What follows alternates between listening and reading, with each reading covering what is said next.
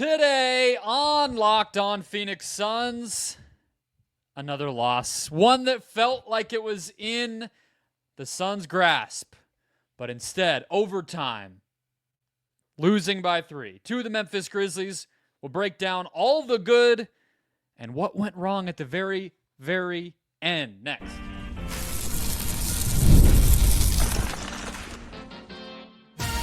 You are Locked On Suns, your daily Phoenix Suns podcast, part of the Locked On Podcast Network, your team every day.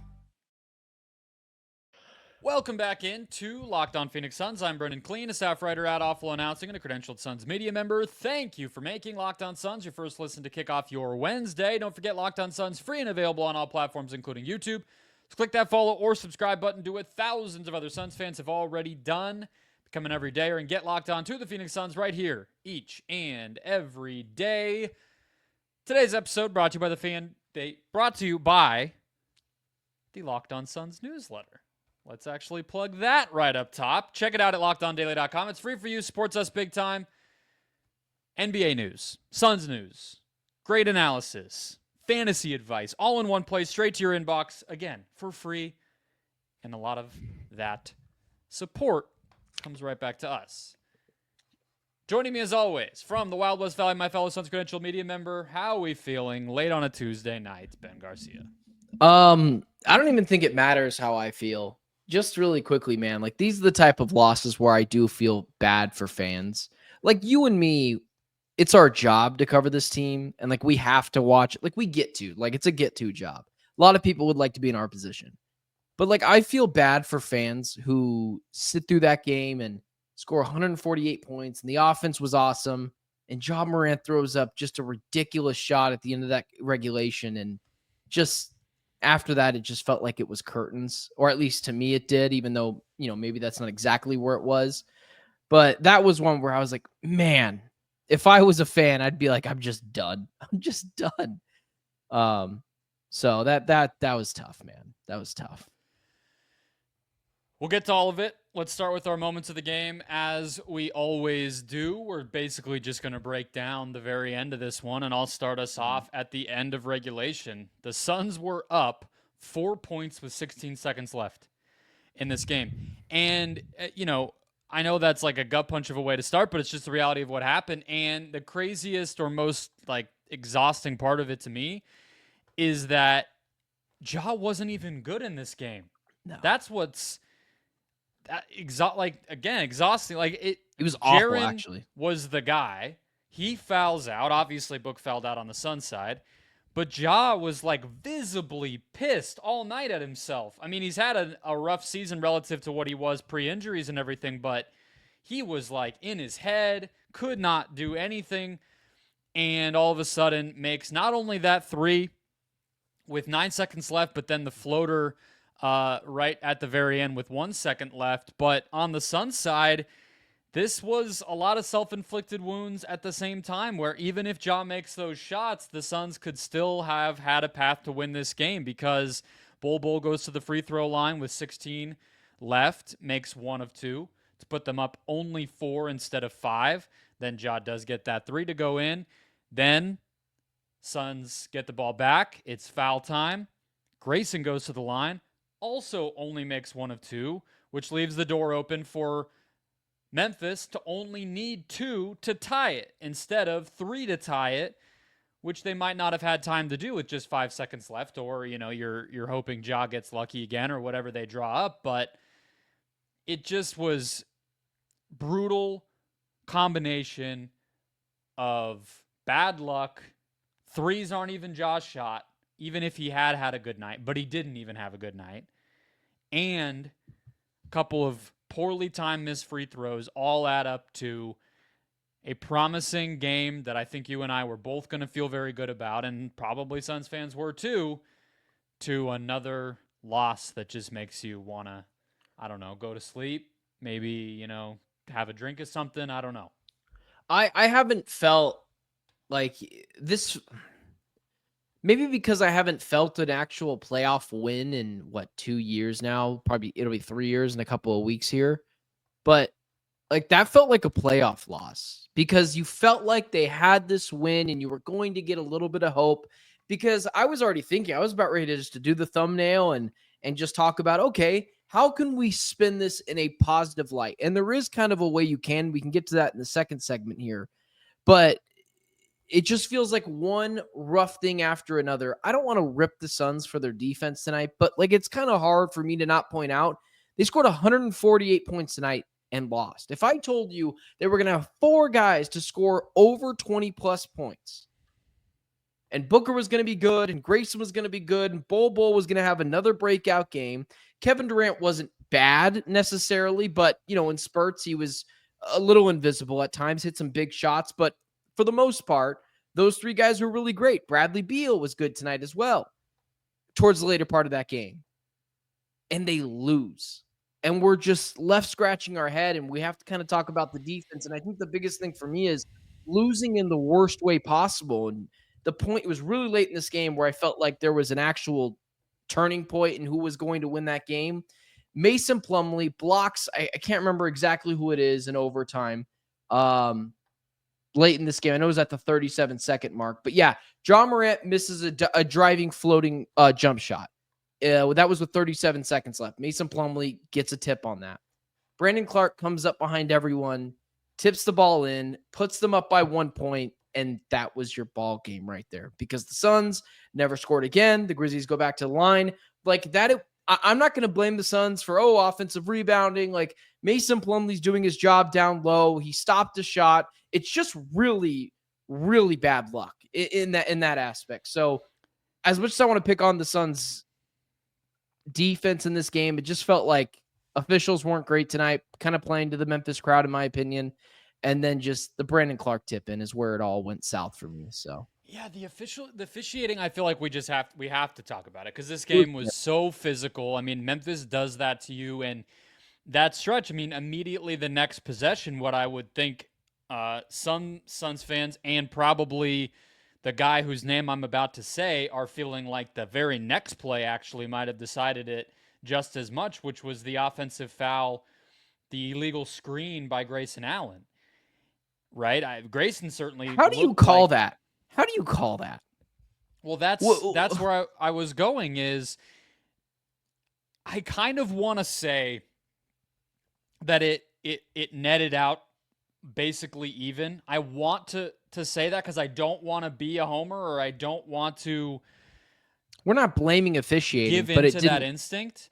But it was. It wasn't. Sorry, continue.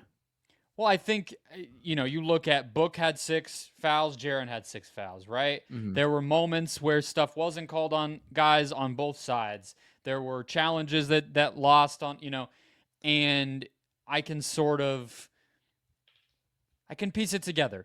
The parts that I can't, though, is that they were letting Jalen Wells do whatever he wanted, the Memphis rookie. I don't know what on earth was going on there. It felt like the least experienced guy on the court was getting the most, leeway. Mm. And it was another game that we're all too familiar with since KD got here, where it just doesn't feel like the refs have a handle on how physical they're going to let the defense be with him. And it builds and builds over the course of the game. And, I mean, I know we got to the line 7 times, but Wells and some of the KD stuff, those were where I just say, okay, I do feel like the Suns got the worst of it, even if there's some other stuff you could say was pretty even. I mean, I think you and I don't think it's homers to say that I think the Suns got hosed tonight in terms of officiating. I think it would be a homer. You're a Suns fan, so most people would say that could be a homer. Well, sure. So I'm just trying to go through it to lay out this was even, this was even, this was even, but this wasn't. So that's all. I think in the biggest moments is when officiating, I think, obviously is magnified the most, and the Suns got the worst end of those calls. Calling the moving screen on Grayson Allen in what was a really physical game, or not calling Desmond Bane for hooking Devin Booker. Like, that's another thing. I know that they get the timeout anyways, but like, why are we going to officiating for these things? Or I think it was K-Ray was talking about in that game as well. Why can't you go to the monitor when it was clearly out on Desmond Bane? And yeah, the Suns got the ball back on that tip, so no harm, no foul. But it felt like the Suns were having to do extra on top of that. And on the road, that is typically going to happen. But tonight, I think the refs hosed the Suns in more ways than one. It's not the reason why the Suns season has been derailed. I would argue this is probably the first game where I felt like the referees really got in the way. Or maybe I'm wrong. Maybe I'm magnifying it more than it needs to be because it was a game that I felt like the Suns were going to win for a lot of that. Felt like, honestly, if we're looking at other games, the Minnesota game on the road. Minnesota game was bad. Yeah, that was bad with too. The where Okogie Randall stuff. Clearly pushed off on Okogie where he went flying 5 feet. So yeah, that one was bad too. This is where it gets really frustrating is when I feel like officials are playing to the crowd. And that Grayson Allen horrific offensive foul that just felt like playing to the crowd. Or the last foul of the game, I forgot who it was that went to the line here. I'd have to look at it, but it just felt like they were just looking for things. But also, you cannot discount the Wells 5 points in overtime. Great driving layup. Tied that game at one point, hitting a 3. Can't have that stuff either. So defensively, again, the Suns were bad. But this is what I thought the Suns would look like. Like if the Suns lost this game in November, I'd have been like, yeah, this is kind of what I thought. They were going to give up a lot of points, be a bottom 5 team, but they're going to be a top 5 team offensively. I just think now it's too late to become that team because now you know you're going to lose a few more games. And at that point, you just don't have enough games on the docket to win because you're going to have to score a million points. So, we can talk about that in a second, but yeah, it just felt like it was, you tweeted this. You're like, where was the Suns offense all year long? And I was just like, I don't know. Yeah, I mean, I don't know. 43 points, 41 points in the third quarter, 34 in the first and fourth quarters. God. Obviously 148 total, but even without they scored overtime, you would have been at 137. That's huge. Well, they scored 11 in overtime too. It's not like they didn't score anything in overtime. They just got outscored in overtime. Where the Grizzlies had scored a couple 14. of those. Obviously, KD had not the cleanest looks, had to rush them. At that point, it should have never gotten there, but that was how things eventually wrapped up. Why aren't we drawing up plays for Kevin Durant at the end of the game there? Like, why are we looking for Grayson? I know he's a good 3-point shooter, but I have Kevin Durant for a reason. And credit to KD, honestly, I know he missed the shot, but I thought it was going in. When he caught the inbound pass, quickly got to the 3-point line and got a shot up, I was like, this is pretty good awareness by Kevin Durant to know exactly where to go. In that instant. Mm-hmm. I was pretty impressed by that. But why we're not drawing up plays for Kevin Durant at the end of the games, that drives me crazy. I throw statistics out the window and bring in your best player. And it's not like Kevin Durant can't shoot a 3. He's shooting like 40%. So I didn't like that either. But what are you going to do? Maybe overthinking it a little bit. All right, let's get to our lessons of the game. What did we learn? We will be positive, I promise. Next. First, today's show is brought to you by Robinhood. With Robinhood Gold, you can now enjoy the VIP treatment, receiving a 3% IRA match on retirement contributions. The privileges of the very privileged are no longer exclusive. With Robinhood Gold, your annual IRA contributions are boosted by 3%, plus you also get 4% APY on your cash in non-retirement accounts. That's over 8 times the national savings average. The perks of the high net worth are now available for any net worth. The new gold standard is here with Robinhood Gold. To receive your 3% boost on annual IRA contributions, sign up at robinhood.com/gold. Investing involves risk. Rates subject to change. 3% match requires Robinhood Gold at $5 per month for 1 year. From first match, must keep funds in an IRA for 5 years. Go to robinhood.com/boost. Over 8 times the national average savings account rate. Interest claim is based on data from the FDIC as of November 18th, 2024. Robinhood Gold Financial LLC, member SIPC. Gold membership is offered by Robinhood Gold LLC. Alrighty, Ben. Reminder to sign up for the Locked On Suns daily newsletter if you have not already at lockedondaily.com. Type that email address in. Free news, analysis, and more straight to your inbox, and it supports us big time. Why don't you start us off with your lesson of this 151-148 loss? Well, I mean, listen, if the everydayers who have been watching this podcast for the whole year now know that I have never once wavered on my support of Bol Bol, and I've been an advocate since last year. I've never once just called him just a guy. Maybe Brendon over there has had a different feeling towards Bol Bol, but listen, what we're learning, not just supporter over here, Ben. yeah, not just today, but I think over the past couple of weeks is like there's something there. And here's the thing: we didn't learn that because we saw it last year. So some of us saw it last year, but here's where it gets even deeper. Bol Bol might be the best big on this roster. Like, it wouldn't shock me if Bol Bol was. And if that was the case, like, that's where I think we get into the clear indictment of the Suns coaching staff of, wait a second, and the Suns front office. Wait a second. You sent off Nurkic and 3 second-round picks for someone who's going to be the backup big or the second best big on this team, where you could have used those assets and, I don't know, one of your first-round picks and traded Nurkic for a different player, maybe, I don't know, some sort of wing. Like, I think you get into that where I'm starting to believe Bol Bol, no, I'm not into he's an all-star consensus 6th man of the year guy, but I think he might be the best big on this roster. And if that's the case, why the hell were the Suns doing letting him rot on the bench for a few months, as going and getting a Nick Richards and spending draft capital on that if you're just going to play Mason Plumlee anyways? Well, do you see my point I'm trying to make there? I get your point. I think the more interesting point is why they waited so long, and Vogel did the same thing.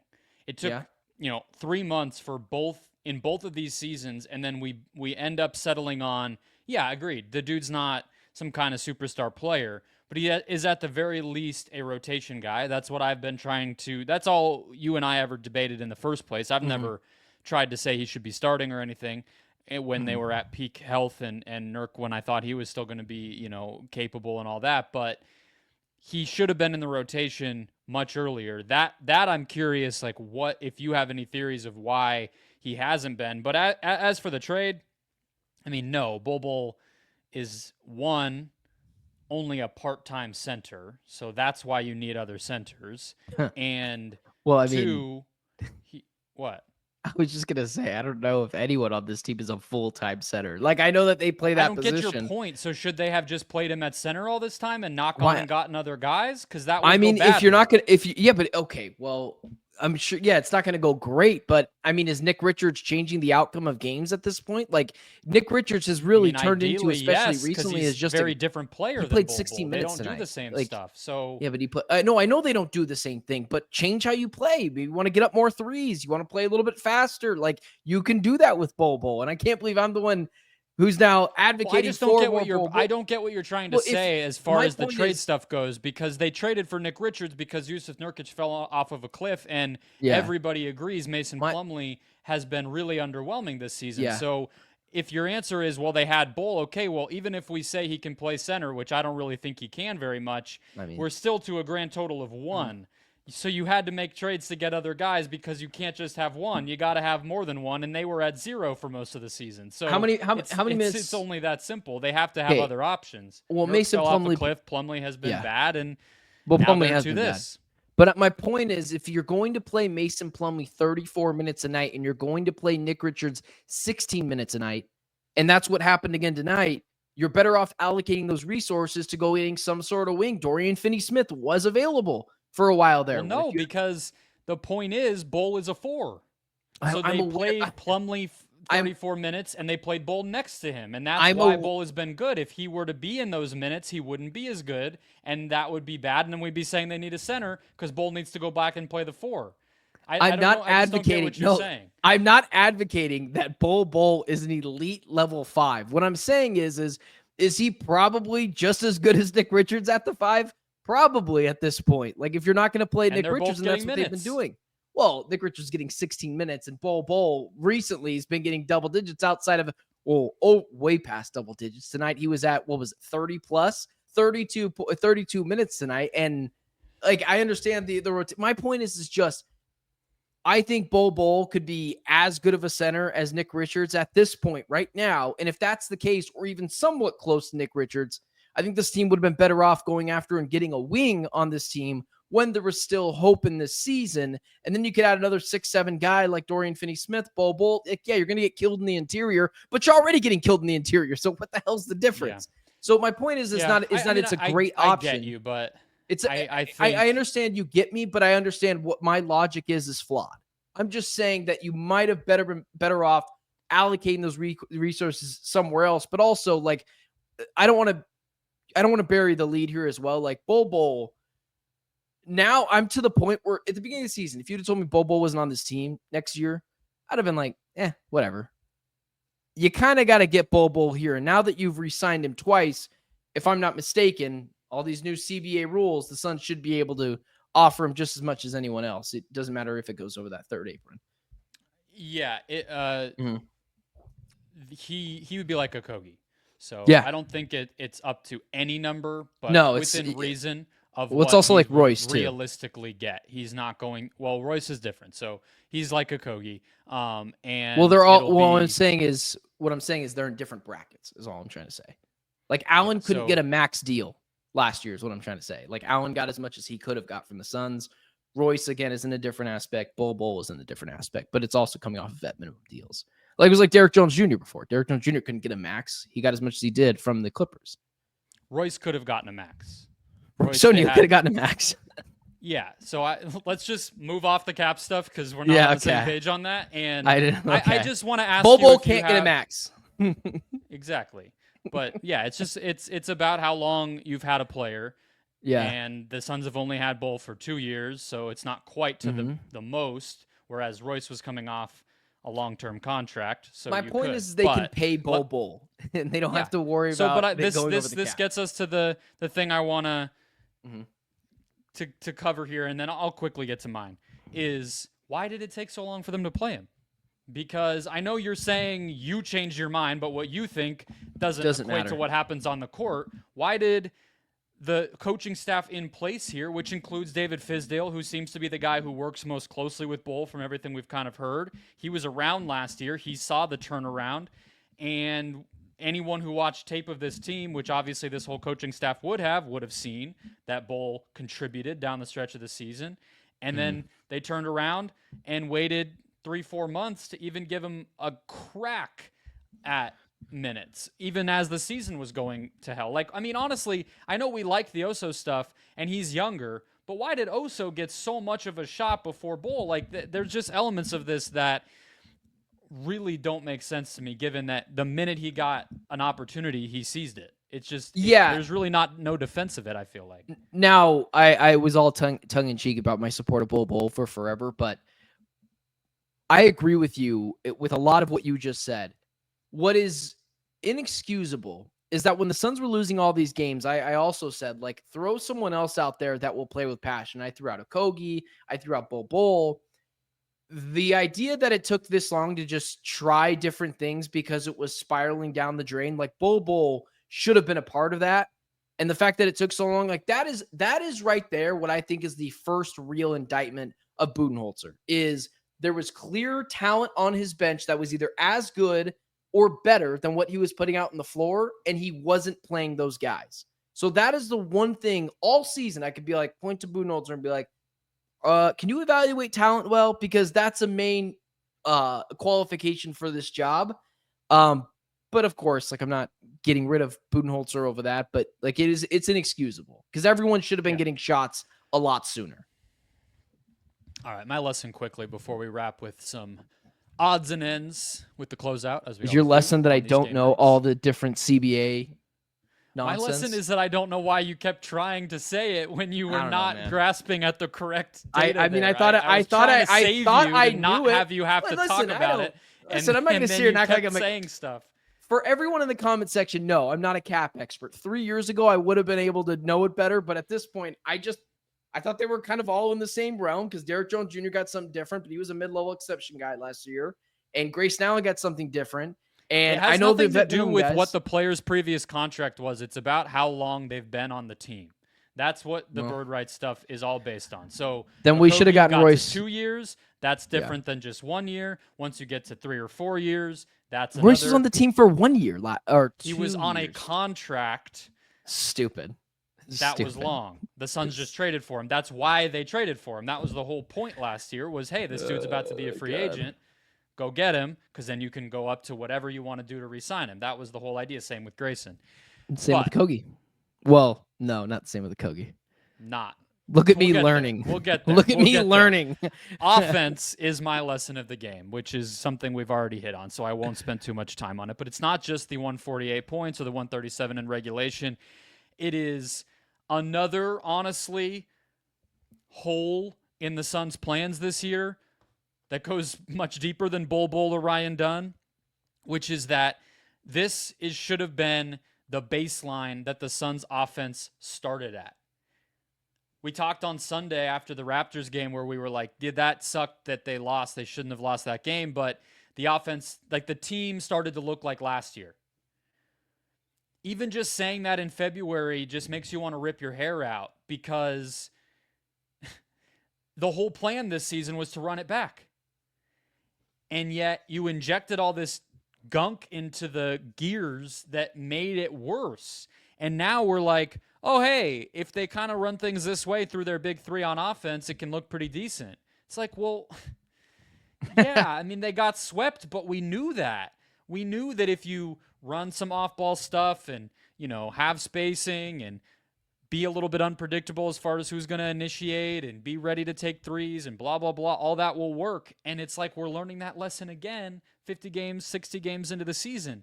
It is weird, but hopefully it'll at least make the rest of this season more watchable, and it is a reminder of what this big three can do, whether that is for another team this summer or if it is for a last gasp of building around. If you can convince Durant to stay, maybe there's some hope of that, and you can see what Booker and Durant look like, and the Beal part is interchangeable. I don't know what lesson you take from it, but either way, they're reminding us of it. All right, let's close out. Some box score things to look at, as well as we'll circle back to the rotation because it continues to baffle us next. First, today's show is brought to you by DoorDash. NBA fans, get ready. They swoosh, you save. Thanks to Dash Pass, every time a player drops 50 or more points in a game, you score a huge deal the next day. It's simple. When any player drops 50 plus for the remainder of the 2024-25 NBA regular season, Dash Pass members get 50% off their order, up to $10 off the next day from noon till midnight. Let's check it out here. I want to give you guys, no, never mind. Luka's not going to get there. He quieted down as we hit record here. I thought maybe he'd go for 50 and you could just really dip in immediately on this awesome DoorDash deal. But maybe you are listening to this at work on Wednesday, maybe on your way home from work, starting to think, hey, maybe what am I going to get for lunch? Maybe later tonight for dinner. With Dash Pass, you get your favorite meals with $0 delivery fees and reduced service fees. Plus, you can now save even more with this awesome exclusive NBA offer. So sign up for Dash Pass and be ready to save. When any player puts up 50 plus in a game, the remainder of the season, Dash Pass members get 50% off an order the next day, up to $10 off. Just use the promo code NBA50 from noon to midnight the day after a 50-point game on eligible orders at participating merchants. Must have an active Dash Pass account. Terms apply. Visit DoorDash to learn more. All righty, Ben, let's breeze through this closeout to wrap up the show. How much of this game do you feel like was just who got hot from three last? Because I really think you could just sort of look at it that way, where the Grizzlies didn't shoot well in the first half, then Aldama goes off in the third quarter, then the Suns have the flurry from Allen in the beginning of the fourth, and it was just like the Ja three, the Aldama three in overtime. Like, who's just going to hit the last flurry of threes? That's kind of what it felt like. For me, it was, I think it was just, I guess, yeah, you could point to it and say 3-pointers, but I would have probably more just said like a game of runs. That's Grayson Allen flurry where he had 3-pointers in a row. I thought the Suns were going to win. And then the Suns were up 96-86 and then immediately go down at 97-96 early in that fourth quarter. It was to the point where I was just sitting there watching the game, and I was like, man, this team freaking sucks. And my wife goes, what do you mean they're winning? And I go, they were just up by 10 points. And now, right as I said that, the Grizzlies took the lead. So it was just a game of runs, and the Grizzlies, led by Ja Morant Ja Morant and Wells later in those games just kept on hitting timely shots, and the Suns didn't have an answer for it to that game. And a lot of that blame does fall on Booker. Like, you can't foul out, man. You got to be smarter. You got to read the officiating. And I know people think we don't go after Booker often enough, but like, you got to be smarter than that. You can't afford to foul out. Always fouls out in that type big, of game. Oh, yes. Well, not oh, big, yeah. I'm not going to say he always fouls out in big games. Big but moments. I'm just saying, big moments, yeah, it does feel like he fouls out. Once it starts to snowball, he can't restrain himself, is what I was going to say, where it's like super physical, back and forth. Obviously, overtime, he didn't even get there, but, extra minutes, whatever. It feels like he always gives one or two away that you just can't have in those spots. Stupid fouls. But for me, like, I do think oftentimes late in these games and he's in foul trouble, I guess it's kind of the same thing you had said. It just feels like he's always fouling out. I got to be honest with you. I didn't even realize he had 5 fouls until they had mentioned it, and they had said, oh, if they flip that around, Jaren Jackson Jr. stays in the game and Devin Booker goes out. Like, he just gets the dumbest fouls because they're oftentimes not hard physical fouls. They're stupid things that officiating has probably told him, hey, stop that. And he keeps doing it. And like your team needs you. It's like, what's the upside of getting tangled up right there? Especially Maybe when you get possession, but really more likely is what the other official called, which was just a jump ball. Like, you're going to risk a foul to do a jump ball. Like, come on. Yeah, I didn't know what Booker was doing there, and if I'm being honest, that was clearly a foul. Like, you couldn't do that. You can't. And also, he had one hand on the ball. I'm not so sure if I'm going to go ahead and. Also, you're risking injury over the top. It wasn't like he got stuck up under where he's trying to pull the ball down. It's like, what do you? Yeah, doing? he was monkeying over his back, and honestly, I was like, dude, you're going to get hurt doing that. You could rip out your shoulder. So. Booker does deserve some blame for that, and it's just a game of runs. And in a last gasp run where the Suns needed their second best scorer, he wasn't on the floor. Whereas the Grizzlies are better equipped for when they lose stars. Suns are not. One more box score thing, magic number as I sometimes call it, is turnovers were pretty close to equal. The Suns had 16, the Grizzlies had 12. Nothing too out of the ordinary. 5 quarters or 4.5 quarters, so it's not insane. Yeah, and pretty close even with each other. But the Suns gave up 23 points off of those, whereas Memphis only gave up 7. So I don't think it was quite the level of like transition game that we maybe thought it could have been, because obviously Ja was pretty quiet and everything else. But even those few opportunities where the Grizzlies are able to just jam it down your throat and the Suns play a little loose and whatever, like that's kind of the game. That's 16 points different on only 4-point different turnovers. That's tough to overcome. I have one last question for you though before we get out of here. Yes, I'll study the CBA's. We talked about some positives. Money. No, we'll have time for that. We got 2 months till the end of the season. Yeah. We've talked about some positives. Obviously, it's heartbreaking to lose, and I know Suns fans are probably just like, who even cares with some of this at this point? Because it's like win-loss. I do. You're still chasing the 10 seed. Yeah, I care too. But how much are you willing to say that this game felt like kind of a breath of fresh air, or do you think it'll just be the same Thursday again?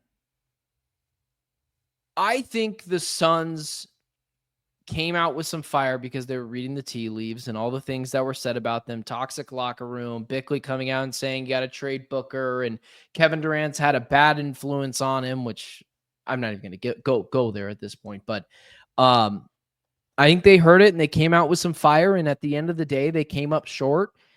Do I think there's a chance that they come out and replicate this even over the next 2 games against the Pelicans?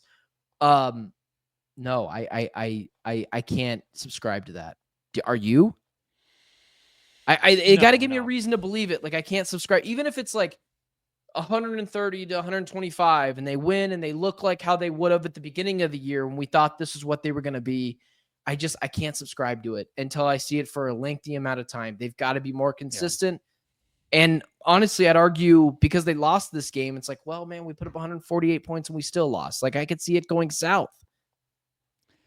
Yeah, I believe because it's been 3 games now since Beal got put back in where I would Mhm. say that the offensive step forward feels real, but that's because it's not a step forward. Like I said in the last segment, it's a step back up to the benchmark that Yeah. they were at all last season. So it's not even that much of a thing for me to say that that's real, because it's like they're just doing it again from what we already knew that they could do.